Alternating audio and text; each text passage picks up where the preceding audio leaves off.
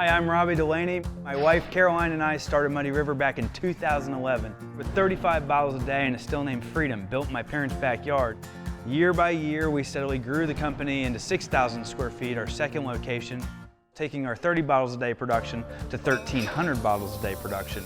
This is our first 4-year barrel done. We've outgrown our space in Belmont, so now we're moving the entire production upriver, up the Catawba, up Dutchman's Creek. Our new home will be the Mount Holly Cotton Mill, where we're doing a full historic restoration.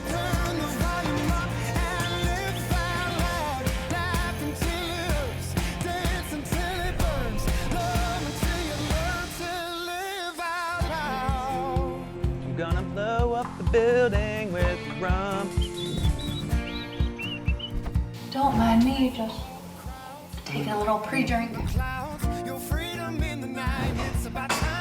Now, one other important part, we should taste it and see what it tastes like.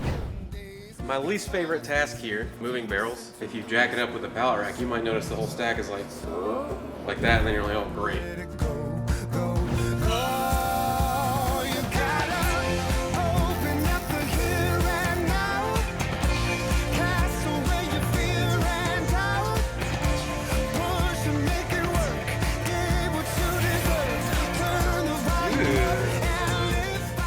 Going from 6,000 square feet to 20,000 square feet, we'll not only manufacture, bottle, and package our rum, we'll also have a full-service cocktail bar with a restaurant, private event spaces, a venue for concerts, shows, and festivals.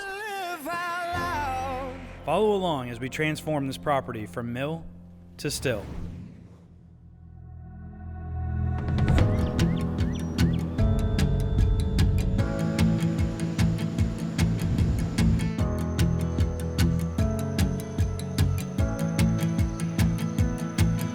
Oh, just distilling some rum.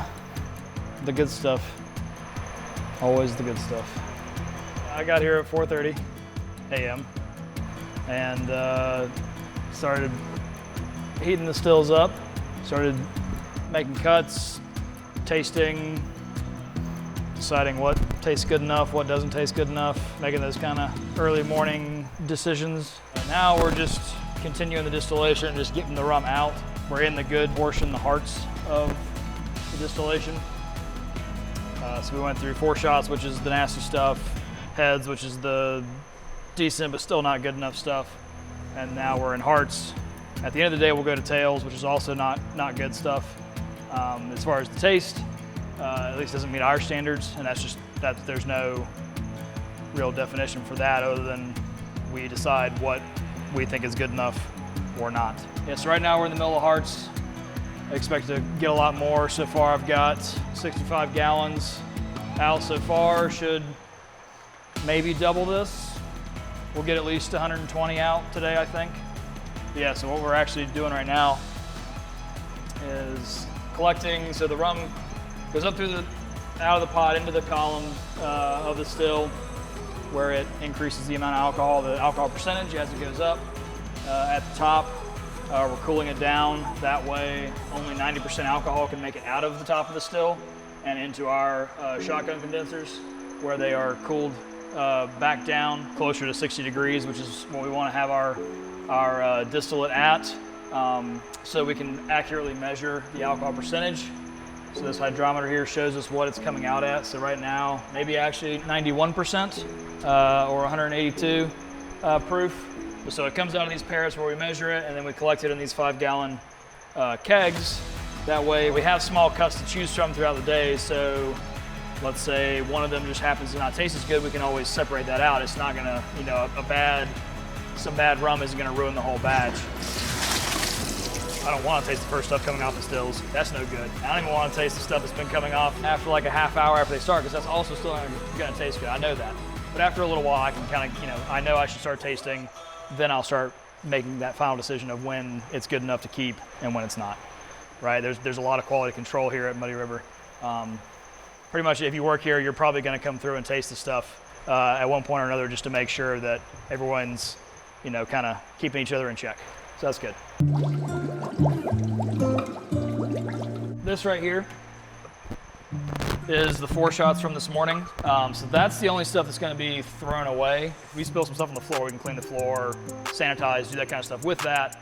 You don't want to use it for your hands if you're going to be putting them, anywhere near your mouth or face. But like that stuff can be used just to, kill bacteria, sanitize, that kind of stuff.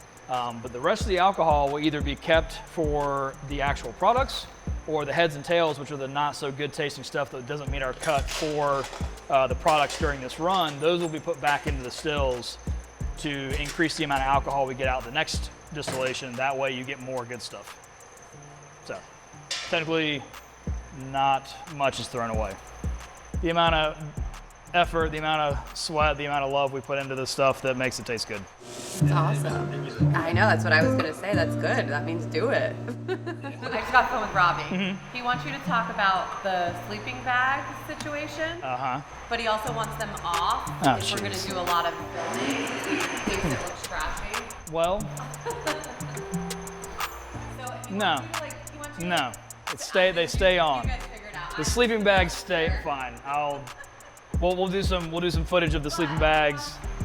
We have received special instructions from the boss via a messenger to talk about the sleeping bags and or what Jordan calls I think he calls it the astronaut armor, or I think it's astronaut armor is what he calls it, right? So we got a little bit of reflective insulation on the bottoms of these stills, as well as some Walmart sleeping bags sitting on top. And then over here on Starship, it's a bit degraded over the years since we made it back when I first started working here. But we have some of this reflective like material you would use to put in your car windshield when you're on a sunny day to keep it from getting quite as hot. The point of this stuff is we are working in a small space in here, and my controls are in between the stills. This is also our merchandise room where people come in and we sell stuff. So if we didn't have these sleeping bags on right now, it would be very uncomfortable in this room. It's not even that hot of a day outside, so really only in the dead of winter do we run these without the insulation on, because then you can it'll make it nice and warm in this room, but not too hot if it's really cold outside. But especially during the summer, it gets uncomfortable in here even with this insulation on, but I would be pouring sweat as soon as I got here if they didn't have the insulation on during the summer. But ideally, we'd like to be able to show them off so that anytime somebody comes in, they can be like, oh, that's a nice, pretty still, not, what is that thing? Did you get that out of the trash? I don't know. At our new location, you will actually be able to see the stills. Since we're renovating this new location, we're building an entire separate room for the stills to be in their own space, where it doesn't matter how hot the room gets, because I'm not going to be working in there. I'm looking forward to that. Mainly just not having to be right in here in between two heat sources when it's 95 degrees outside. Hold on, that's not good. That's what happens when I start talking. Water starts leaking. It's fine. It'll be fine. Not the first or last time that's ever happened. So, yeah. Oops. That'll be okay for now. Now it's time to get the mop out. It'll be fine. The fun part is when that starts to drip downstairs, and then I gotta do a bunch of mopping, down there as well. So, yeah. Yep.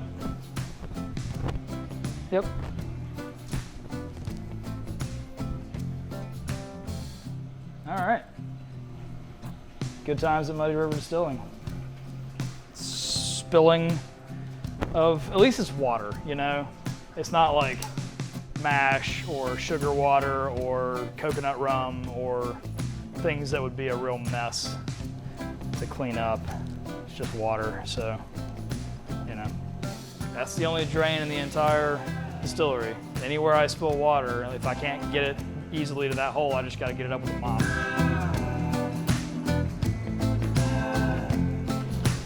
Ta-da!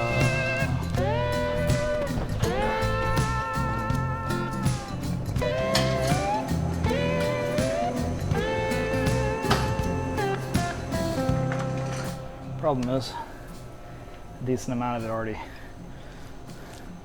dripped down to the downstairs and it's collecting underneath one of the tanks and one of the stacks of totes. So I got to go down there and move that stuff. It won't evaporate, not fast enough at least.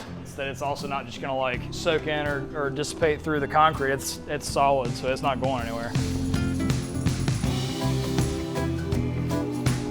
Caution.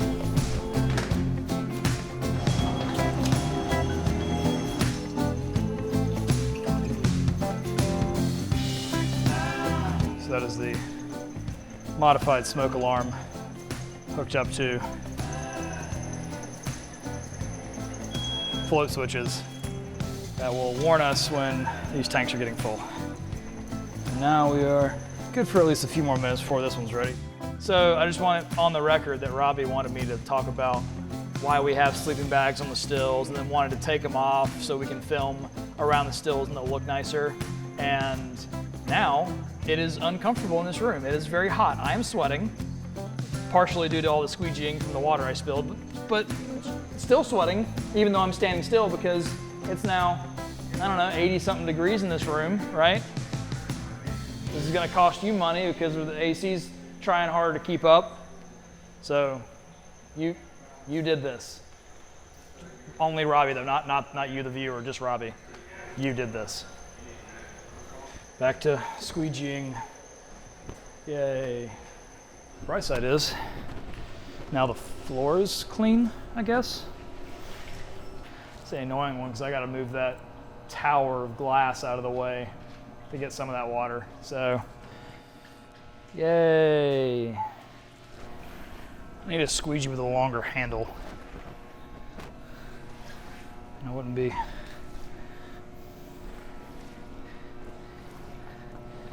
breaking my back. I guess I could also not spill water and then I wouldn't be doing this either.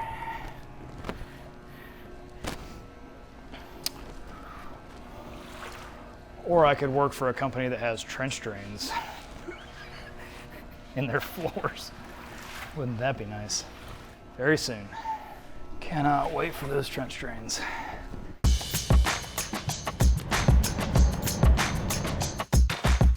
I'm looking at the plumbing drawings right now. That's the first floor. See the floor drains? Yeah. Easy peasy. Let me show you down here. And then, Well, I thought it was gonna be concrete. I was like, no, dude. I mean, we're working over there. And yeah, you have to saw cut everything. Yeah, you don't have to do that here. Much easier, right? Yeah, my season. Yeah, This is all ready for you. Now, all the floor drains are a key. So, Okay. That's it. and they're super nice. They're fancy, right? Those are sexy floor drains. Okay. Because this whole floor, we need to be able to wash it. Yeah, they're pretty deep. I have three types. I have a floor sink here. I got a standalone drain here, and then here is a slot drain. I got a whole, all of them, man. This is like my dream right here. Everything goes to here, goes right out here, down. Do we have Out. a previous one in here already? Nothing. Nothing. Clean slate. So we'll have to dig a hole, cut it. Yeah. And as deep as you can go. I put 200 dump trucks of gravel in here. 200. So I'm gonna start with the measures and start probably painting, the layout, whatever. Yep. There's a floor drain right here. Floor drains like right here. And then here, there's a trench drain, 20 feet. Trench. Yep, it'll all wash down and they're pre-sloped. So it's like part 1, 2, 3, and we just bolt it together. Stainless steel. All right, you're good to go? All right, bud, well, I appreciate you. Yep, still squeegeeing. One good thing about a wet floor, these are a lot easier to move. These bottles.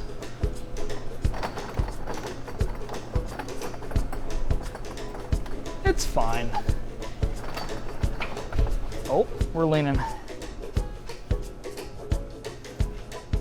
A little bit. I don't even know if I'm gonna be able to get this moving. That's a lot of glass. Oh, you know what? That's not helping. So let me get these tanks out of the way if I can. And then I might be able to get it. I like to think y'all are both recording this, that way in case I break a lot of glass, you can be like, yep, got it on camera. This is why Jake got fired. Distiller breaks 5,000 glass bottles with this one secret trick. Now we'll find out if that was the issue or if I'm just not gonna be able to pull that much glass. If I'm able to move these, it should be good. Now, this isn't stressful at all.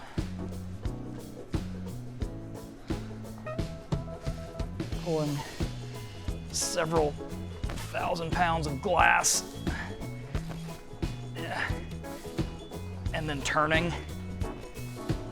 What a brilliant idea, Jake. What?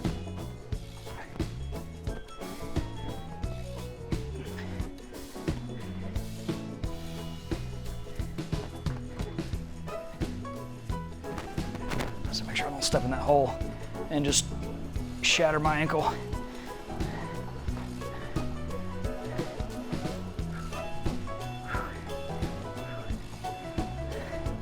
So we do get a good leg workout in here every once in a while. If you've got to pull a tote of molasses or a pallet of sugar or all that glass. It's the okay. Shipping weight on that is just over 1,000 kilos, which means that's 2,150 kilos, which is, I don't know, 4,500 pounds. So yeah, that's why it was that hard to move. Most of the time the things we have to, like when I move a tote of molasses, that's 3,200 pounds. Pretty sure at the new location in the mill, we're gonna spill things on purpose just to use the trench drains more. But there's like a little bit of water still left underneath Starship that I'm gonna soak up with the mop. You really flooded it, huh? It was, I had to move the second pile of glass. What? So I'm gonna need your help moving it back because it's heavy. It was hard for me to get it out, but I did. Robbie told me I was supposed to be receiving a delivery for him at 10. That hasn't arrived yet. That might be this. I asked if it was a forklift. He said no, question mark. I was like, so is it not or is it? I don't know. Oh God. Well, so you or him had told me there would be maybe a couple deliveries, so. Well, he told me he ordered stuff, he didn't say what it was. I'm calling him to make sure that it's supposed to be coming here.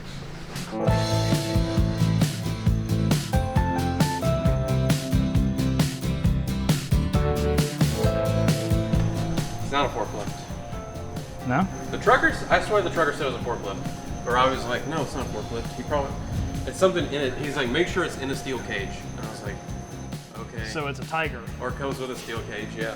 I was like, how big is this thing? He's like, it'll take up 2 to 3 pallet bays worth of space. And I was like, dude. What did he order? He won't tell me what it is. He's like, hopefully you're excited when it gets there. If it's a new still, no way it's a new still. If it's a Tiger, I might also. Hopefully it's better than the last Tiger. Well, I think I'm in the right spot. Yeah, you are. I think so too.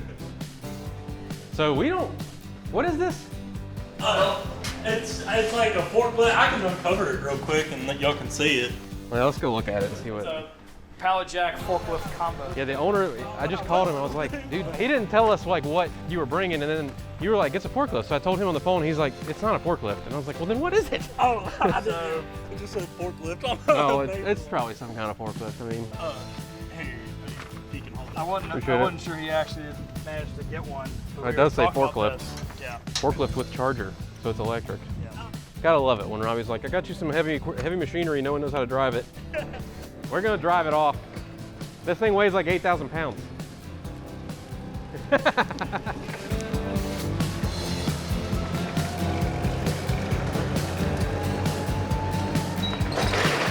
don't know how we're gonna get it off. You can't lift it with that. This is 7,000 pounds. Our limit on that forklift's like 3,500.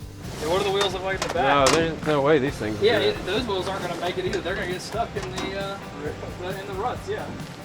Hang on, don't. Yeah, it is. Yeah. That's about the size of the wheel actually in the back. So yeah, it'll just sit in that once these flip down. We can go check. Let's go. I mean, we can go look and see how much it's rated for. Maybe. Maximum capacity is 4,700 pounds. Yeah. So now. That thing's almost double that. Oh, it's 7,000 pounds, so it's. Yeah, so you're 1.7 over 2,000 pounds over capacity. That's not gonna fly. Hang on. All right, we're gonna rig up a series of pulleys No. and hook them to the clouds like Spider-Man magically cling to things when he swings around. No, I'm gonna call the logistics guy and tell him I can't unload my freight. Oh, would you look at that? It's time for me to go home. Bye, Jordan. You got those papers? Yes. Let's put this back while you're here. Yeah. I'm gonna turn. I'm actually, hang on, I wanna go on this side. For when we turn, I can help stabilize. Don't want me to push it from that side. Just jump in this glass. How tight am I over there? You got plenty of space. All right.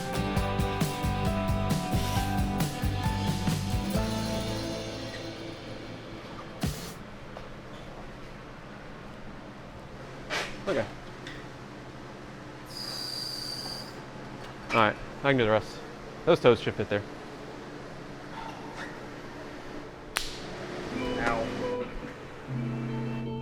And of course, Robbie was like, I'm not going to tell him I'm sending him these forklifts. I want him to surprise him. So I didn't even know this stuff was coming. And he's at the beach. I'm like, dude, what the hell? Do you want to move it to the side so that way your forks can get all the way under it? Sure, yeah. You and I are about to learn how to drive this at the same time. I don't know. That's what that does. I wonder what this does. Well, That doesn't help you much, does it? it says me. Oh, wait, here we go.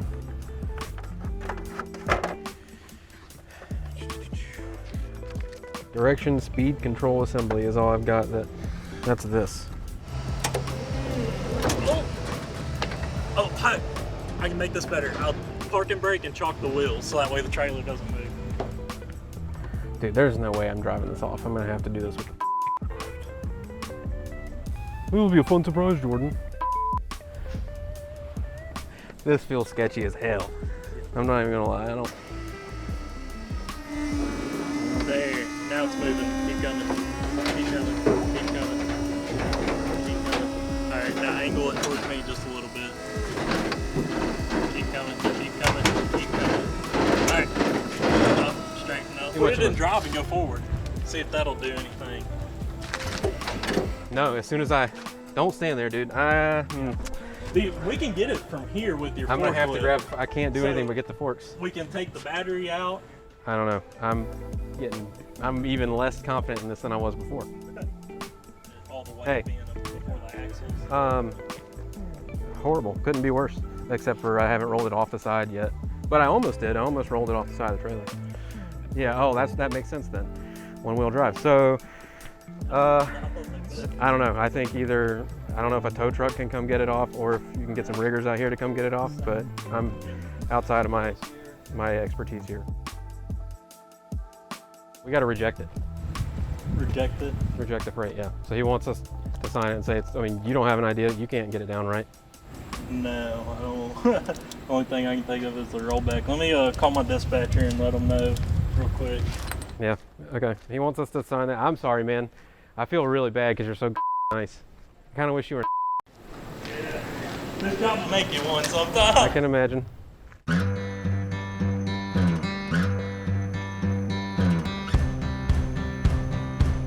right, I'm gonna go in here and check on everybody and I'll come back. All the squeegeeing is complete, mopping complete. Fans taking care of the last little bits that I couldn't reach, so we're good. It's almost like it didn't happen. Except for all the video footage that we have of the fact that it happened. I know, I was like, I've never seen this much water on the floor before. At least this is drying up nicely. A little happy accident, just accidentally cleaned the floor. Is it beep? I'm halfway there. Okay, well. I got a whole instruction. Let's see it. You're good. Safety first. This does have a little weight to it. You might want to put the lid on first. I don't know what your capacity is. Done it once. Oh, here we go, big dog. Hey. It's not heavy. Doesn't he know I used to lift kegs through?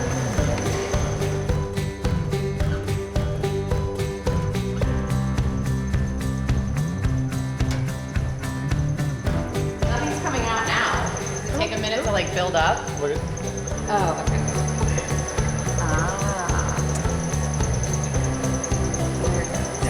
Yo. Hey, what'd you say your name is, man? Alex. Alex, I'm Jordan, sorry. Robbie said, yeah, nice to meet you. Robbie says that he approved a record, so. Oh, okay. Somebody's coming.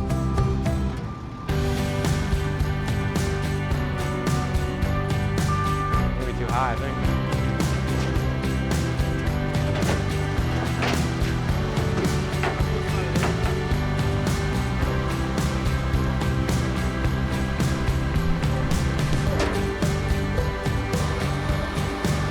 Hell yeah. You did. Very happy about that. Rita was up there distilling. Perfect. Quickest training session on distillation ever.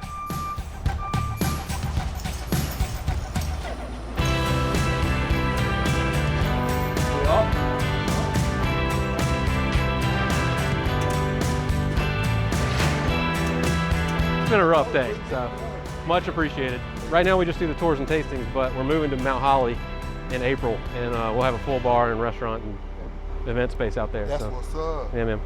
Really appreciate it, man. No problem. It's been quite a day. Y'all. Yeah, thanks, man. Y'all have a good one. Woo! Woo, woo, woo. Dude,